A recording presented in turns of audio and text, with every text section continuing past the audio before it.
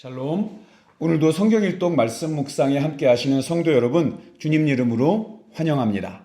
찬송가 216장 성자의 귀한 몸 함께 찬양하겠습니다.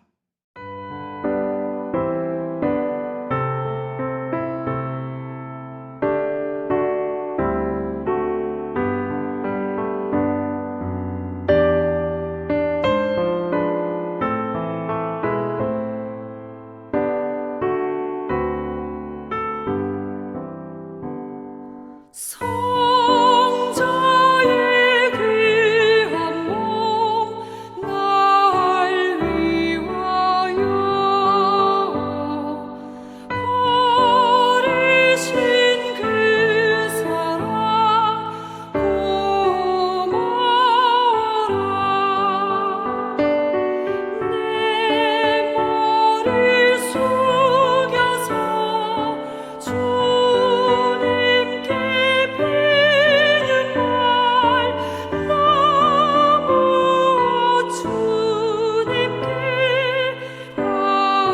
주님께 오늘 말씀은 레위기 4장 1절에서 2절입니다. 레위기 4장 1절 2절 말씀을 제가 봉독하겠습니다. 여호와께서 모세에게 말씀하여 이르시되 이스라엘 자손에게 말하여 이르라. 누구든지 여호와의 계명 중 하나라도 그릇 범하였으되. 샬롬. 과테말라 사랑의 교회 모든 성도들이 함께하는 성경 일독 여행 첫 번째 코스 모세와 함께 벌써 레위기를 읽고 있습니다. 제사는 레위기에서 매우 중요한 주제입니다. 이스라엘은 제사를 통해서 하나님과 교제하고 하나님의 백성으로서의 정체성을 지켜갑니다. 1장, 2장, 3장에서 본 번제, 소제, 화목제 기억하시죠? 자원하여 드리는 제사였습니다. 번제와 소제를 통해서 하나님과 더 깊은 관계를 우리 가질 수 있었고요. 또 화목제를 통해서 하나님뿐 아니라 이웃과 풍성한 우리 샬롬, 사랑과 화평을 나눌 수 있었습니다. 자, 그런데 오늘 말씀드릴 속죄제와 속건제는 죄를 범하였을 때 반드시 드려야 되는 의무제사였습니다. 이스라엘이 하나님 앞과 또 이웃 앞에서 죄를 범하였다면 하나님이 요구하시는 거룩한 이스라엘의 모습은 손상되어 버리는 것입니다. 그래서 무너진 성도의 모습을 다시 거룩하게 복구시키는 것이 바로 이 속죄의 제사입니다. 이 속죄제는 히브리어로 하타트인데요. 씻어내다라는 의미를 가지고 있습니다. 그러니까 죄를 씻어내는 거죠. 4장에서 5장 13절까지가 이 속죄제에 대한 규례인데요. 속죄제는 부지 중에 하나님의 계명을 어기거나 실수로 죄를 깨닫지 못하고 모르는 사이에 지은 죄 또는 육신의 연약함 때문에 어쩔 수 없이 지은 죄, 서두르다가 실수해서 범하게 된 죄, 이런 것들을 이야기합니다. 우리가 세상을 살면서 죄에 빠지지 않으려고 최선을 다했지만 우리 육신이 연약해서 넘어질 때가 있습니다. 그런 사람들을 위하여 하나님은 죄를 용서받을 수 있는 길을 마련하신 것입니다. 4장 2절입니다. 누구든지 여호와의 계명 중 하나라도 그릇 범하였으되. 율법에는요, 하지 말아야 할 금지 조항 365개, 또 해야 할 실천 조항 248개, 모두 613개의 조항으로 되어 있는데요.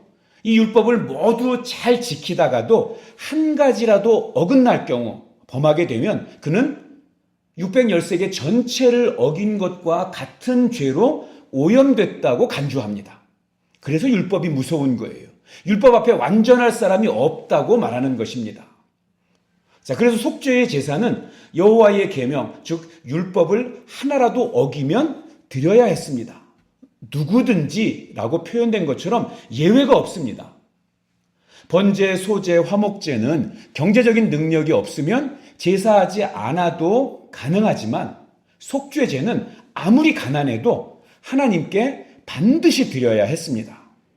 하나님께 범죄하였을 때는 누구든지 예외 없이 죄사함을 받아야 합니다. 속죄제는 신분에 따라서 다른 제물을 이렇게 드리게 되는데요. 대제사장이나 이스라엘 온 백성이 범죄했을 때는 흠없는 수송아지, 또 백성의 대표인 족장이 범죄했을 때는 흠없는 순념소, 평민이 범죄했을 때는 암염소, 그리고 가난한 사람들의 경우에는 비둘기나 곡물로 속죄제를 드립니다. 그러니까 아무리 가난해도 반드시 죄사함에 대한 이 제사가 있어야 되는 것이죠. 자, 그 다음에 속건죄입니다. 5장 14절부터 6장 7절까지가 5대 제사의 마지막 속건죄에 대한 규례입니다. 히브리어로 아수함입니다. 속죄제가 하나님께 대해서 속죄받기 위한 제사라면 속건죄는 거기에 플러스 인간에 대한 수평적인 범죄를 속죄받기 위한 것이 포함된 제사입니다. 이 보디발의 아내가 유혹할 때 요셉이 내가 하나님께 범죄할 수 없다라고 물리쳤지 않습니까?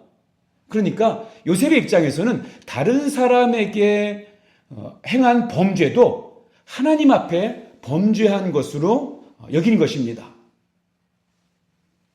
하지만 범죄에 대해서 하나님께만 용서를 구하는 것으로 끝나는 것이 아니라 내가 그 죄를 져서 피해를 입힌 사람에 대한 잘못도 바로잡는 그런 보상과 배상이 이루어져야 온전한 속죄가 되는 것이죠. 그래서 그것이 속건죄의 의미입니다. 요즘 형사처벌 뭐 이런 걸로 하면 아마 그 민사에 대한 것까지 배상하는 그런 의미라고 할 수 있겠죠. 자, 그러니까 우리가 영화 같은 데 보면 그런 모습 나오고 교회가 비난을 받는 그 모습으로 이렇게 비춰지는데요. 범죄하고 나서 나는 하나님께 회개하고 용서받았으니 나는 끝났다, 괜찮다, 나는 천국 간다 이렇게 말하는 사람은 성경을 잘 모르는 사람입니다. 더욱이 레위기 6장에 나오는 이 다른 사람들에게 저지른 행위들, 이것은 5장의 부지중에 저지른 행위들과는 결이 좀 다릅니다. 다른 사람의 물건을 결코 무의식적으로 훔쳐갈 수 없습니다. 강탈이나 착취하는 거, 거짓 맹세, 이게 어떻게 무의식 중에 죄송합니다. 다시. 더욱이 레위기 6장에 나오는 이 다른 사람들에게 저지른 이렇게 범죄들은 5장에 나오는 부지중에 저지른 행위와는 결이 다릅니다. 다른 사람의 물건을 어떻게 부지중에 훔쳐갈 수 있겠습니까? 강탈이나 착취하는 거, 거짓 맹세들, 이게 어떻게 무의식 중에 행할 수 있겠습니까? 이러한 죄가 드러나는 그날에 진정한 회개와 함께 자신이 피해를 입힌 모든 것에 대한 배상이 꼭 필요합니다. 그것이 속건죄의 의미입니다. 자, 1장에서 5장까지는 5대 제사, 그러니까 번제, 소제, 화목제, 그리고 속죄제, 속건제를 설명했는데요. 읽으시면 6장에 다시 제사에 대해서 설명이 반복되는 것 같습니다. 자, 그런데 이거는요, 5장까지는 백성들에게 이 제사의 의미를 설명해 주는 것이었고요. 6장에서는 제사장이 제사를 진행할 때 지켜야 할 추가 주의사항에 대한 설명입니다. 자, 이 번제에 대한 규례가 나오죠. 번제는 모든 짐승의 모든 부위를 불태워 드리는 제사인데요. 제사장의 관점에서 지켜야 될 추가 사항은 번제단의 불이 절대로 꺼지지 않도록 유의해야 합니다. 그래서 아침과 저녁에 2번씩 확인을 하고 아침마다 장작을 더 올려놓고 화목제에 기름을 부어서 계속해서 태우게 하는 것이죠. 제사장의 복장도 주의해야 되는데요. 제단 위에 올라가고 내려올 때 혹 아래에서 하체가 보이지 않도록 속바지를 꼭 입어야 했습니다. 그리고 계속 번제단에서 뭔가를 태우기 때문에 재가 묻을 수 있기 때문에 옷을 늘 갈아입어야 했습니다. 그리고 소제에 대한 규례가 나오죠. 소제는 곡물을 이용한 피 없는 제사죠. 그래서 항상 번제나 화목제와 더불어 드렸습니다. 제사장의 관점에서 주의해야 될 것은 2가지였습니다. 첫 번째는 여호와 앞에 향기로운 냄새가 나야 합니다. 그래서 고운 가루 위에 유향을 첨가해서 함께 불사르고요. 그리고 2번째로는 반대로 이 고운 가루에 향을 넣지만 대신 곡식과 함께 절대로 누룩은 섞지 않아야 하는 것이 중요합니다. 자, 그렇다면 이런 제사와 지금 우리가 드리는 예배와 무슨 관련이 있을까요? 자, 성막만 생각을 해도 이 성막이 지금 이 시대에 우리가 무슨 상관이 있을까 이런 생각이 들죠. 이 성막, 또 이제 이후에는 솔로몬 이후는 성전이 되었죠. 자, 이스라엘 백성에게 있어서 삶의 중심이었습니다. 성막을 중심으로 모였고요. 성막 앞에서 또 전진하여 싸우기도 했습니다. 이스라엘 백성들은 이 성막, 성전을 너무나 사랑했던 것이 이 다윗의 고백과 솔로몬의 고백을 통해서 우리가 알 수 있습니다. 이스라엘 민족이 그렇게 이 성막, 성전을 사랑했던 이유는 그곳에 하나님이 계신다고 믿었기 때문입니다. 하나님이 모세를 통해서 이렇게 말씀하셨죠. 내가 그들 중에 거할 성소를 그들을 시켜 나를 위해 짓게 하라. 내가 그들 중에 거할 성소. 그런데 신약 시대를 살아가는 우리에게는 이게 조금 다르게 적용이 됩니다. 예수님께서 자신을 가리켜서 이렇게 정의하셨습니다. 성전보다 더 큰 이가 여기 있음에. 구약에서 성전과 함께 하신 임마누엘의 하나님께서 이제는 예수 그리스도 안에서 우리와 함께 하신다고 말씀하신 것입니다. 말씀이 우리에게 주는 본질을 배우는 것이 매우 중요한데요. 오늘 본문에서 이스라엘 백성이 성전을 사랑했듯이, 왜요? 하나님과 만남이니까. 우리는 매일매일 읽고 있는 이 말씀과 주님을 사랑하는 것이 곧 하나님을 사랑하는 것입니다. 하나님께 드리는 제물 또한 마찬가지입니다. 죄를 지으면 죄인은 제물을 가지고 성막을 찾았습니다. 제사장 앞에서 제물에 안수하고 죄를 고백했죠. 그리고 그 제물을 죽이고 제물의 피를 하나님께 드리는 것이 구약의 제사 방식이었습니다. 이제는 그 동물 대신 어린 양 되신 예수님이 우리 죄를 사해 주시려고 제물이 되셨습니다. 예수님의 그 고난, 십자가의 은혜를 경험하는 것이 이 시대의 우리의 참된 제사고 진정한 예배입니다. 사랑하는 성도 여러분, 저와 여러분은 모두 택하신 족속이요 왕 같은 제사장입니다. 이것이 우리의 진짜 직분입니다. 목사, 장로, 권사, 집사, 여러분 이 직분은 하나님 앞에서는 영적으로는 큰 의미가 없어요.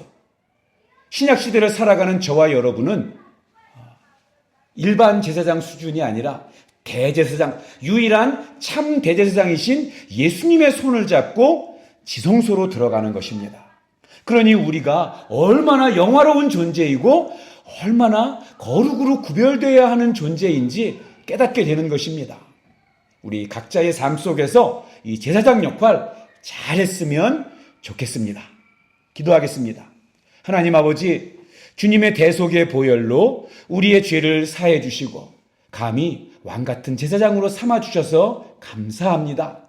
우리의 죄가 주홍같이 붉을지라도 양털같이 희고 깨끗하게 사해 주시겠다고 약속하심을 믿고 주님 앞에 엎드려 우리 죄를 고합니다. 우리 죄를 사하여 주시고 이제 더 이상 죄의 노예로 살지 않게 하시고 용서받은 하나님의 아들의 기쁨을 누리며 살게 하여 주시고 주님의 뜻을 이 땅에 실현하며 전하며 살아가는 왕같은 제사장 되게 하여 주시옵소서. 우리가 하나님의 자녀로 살아가며 부지 중에 지은 죄 그리고 의도적으로 지은 죄 모두를 진실하게 고백하며 회개의 자리로 나아가고 그리고 그 죄를 더 이상 반복하지 않도록 깨어있게 하여 주시옵소서. 예수님의 이름으로 기도하옵나이다. 아멘. 자, 오늘 읽으실 말씀은 레위기 4장, 5장, 6장입니다. 오늘도 말씀을 통해서 하나님의 은혜가 성도님들 위해 충만하기를 축복합니다. 사랑합니다. 축복합니다.